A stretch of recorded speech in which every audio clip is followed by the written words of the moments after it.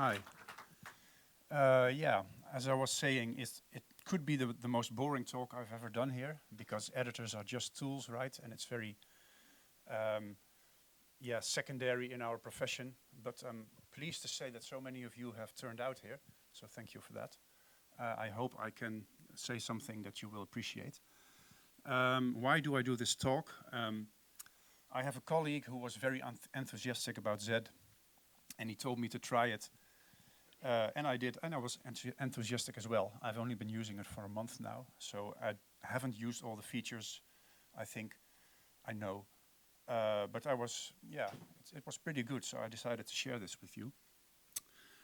So why this talk? Yeah, starting a new editor is always, there's a learning curve, things are in different places.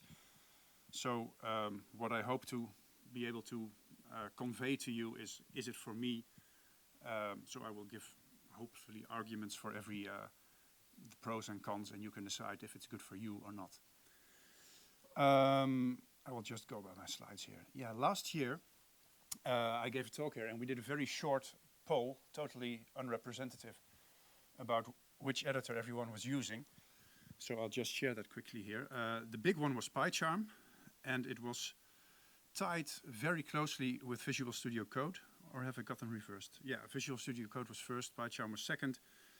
And if you look on the right, you will see a lot of exotic names. I think NeoVim is pretty common now, but there are some names here that are like, who uses this, right? I mean, Sublime Text is great. I mean, it doesn't get in the way. That's what I like about Z as well. And the ones on the right are just like, what are we looking at here? Are these languages from other continents? I don't know. So this talk is about Z, and I'm mainly going to be comparing it with VS Code and PyCharm, because that's what I have experience in. Those happen also to be the most popular editors for PyGrunn users, if that was representative.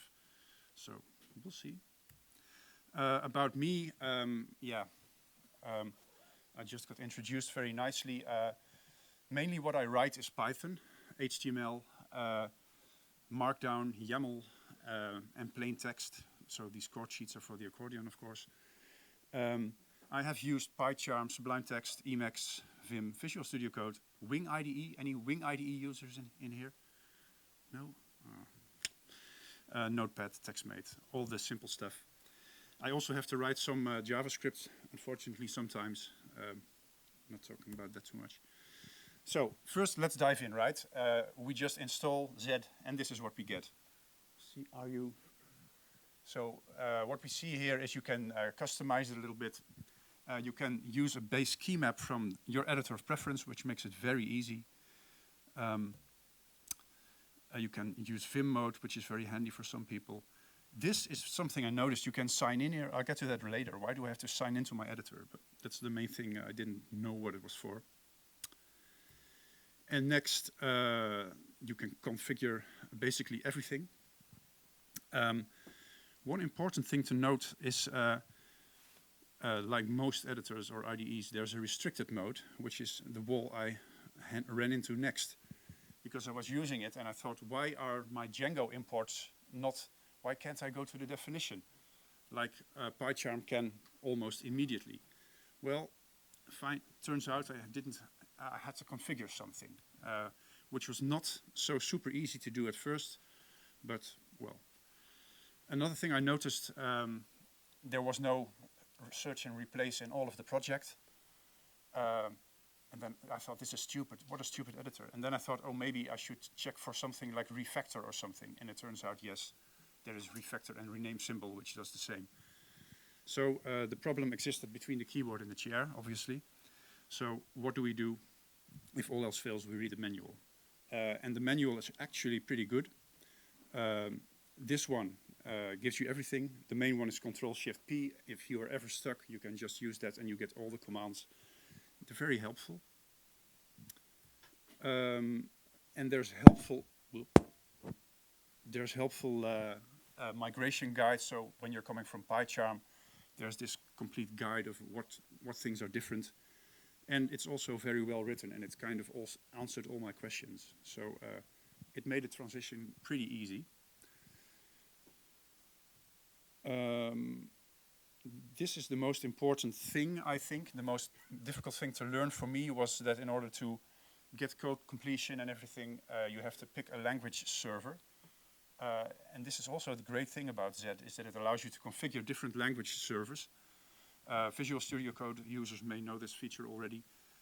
For PyCharm, the language server is PyCharm itself, obviously. It's not so configurable. But once you have your language server configured, then you get all the complete options. There's different language servers. So the based PyWrite language server is the one that's enabled by default, but you can choose. So my colleague Ruben, he said, personally, I prefer Firefly and Zuban and TY. And I didn't get around to asking him, when do you do this? When do you try these things? Maybe at home or something? And why do you have opinions on things like these? But good, that's not my, it's not my thing. I just use it and it works. It understands most of the languages out of the box. And you can also install any kind of language server. So for example, the famous Django template LSP, which gives you Django completions in an HTML template. You can install it in Z. Yay, it works. Any Django users here, by the way? Woo, nice. So everything is configurable in this way. One thing that I found a little bit hard about Z is Docker support.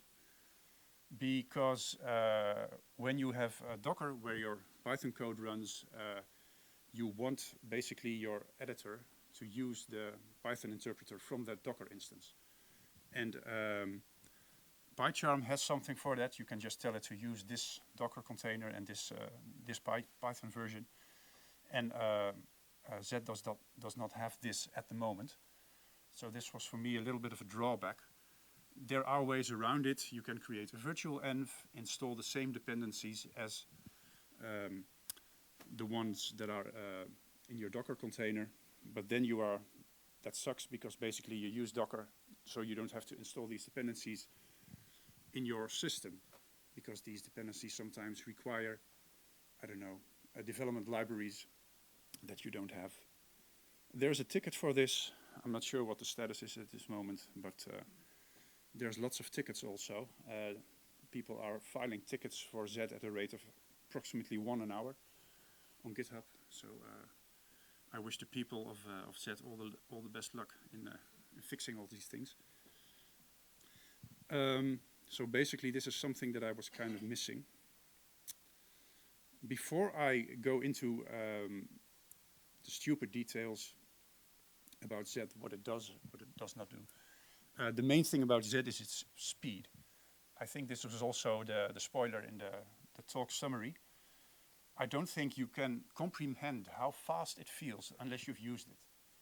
Because the reason is probably it was written from the ground up in Rust and it uses your GPU directly or something.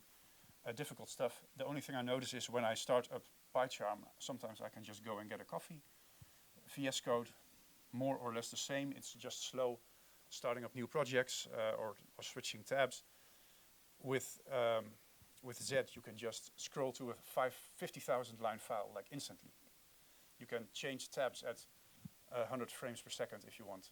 It's insanely fast.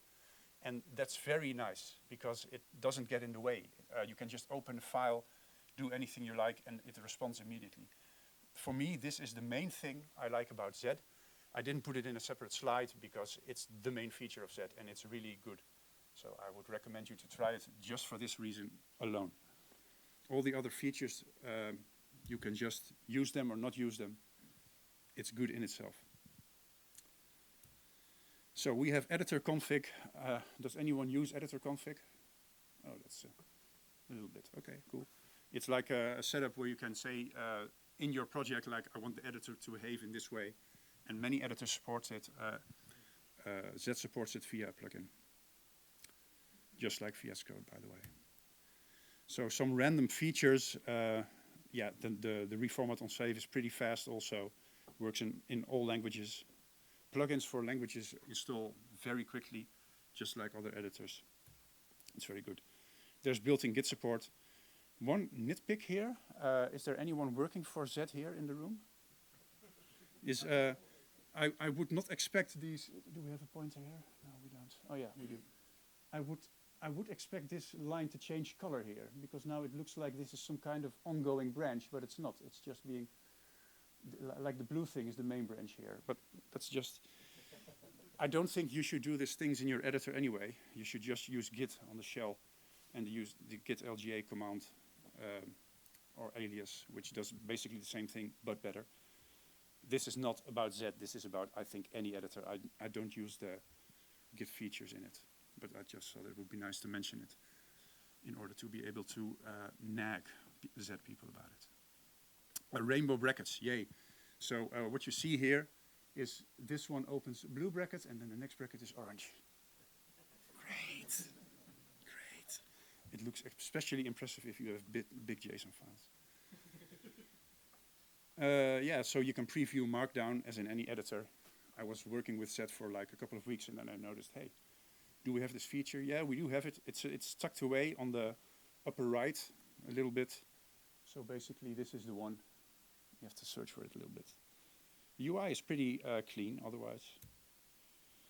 This is one big feature of Z that I haven't used because when I use AI, there's that word again, that's 2, Thomas. We're counting how many times people will say it today. I usually just do it in my terminal, just like I use Git.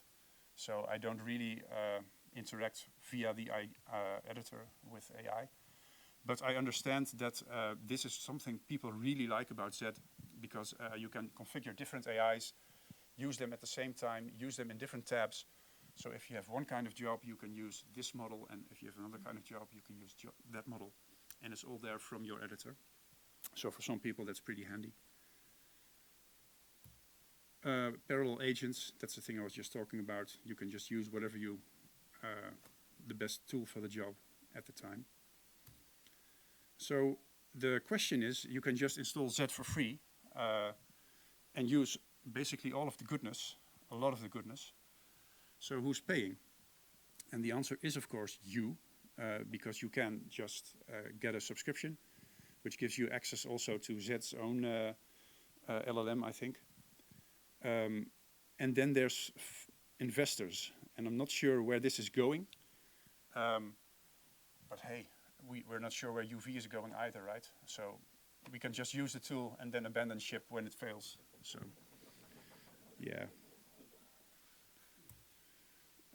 So I think I'm doing well on time, right? Yeah, okay. Not too many questions, please. Evaluation, so it's fast. It's really bloody fast. It's configurable and it doesn't get in the way. And the thing I didn't like is that it doesn't have Docker integration. Maybe yet, maybe it comes. That's all, I think. Thank you.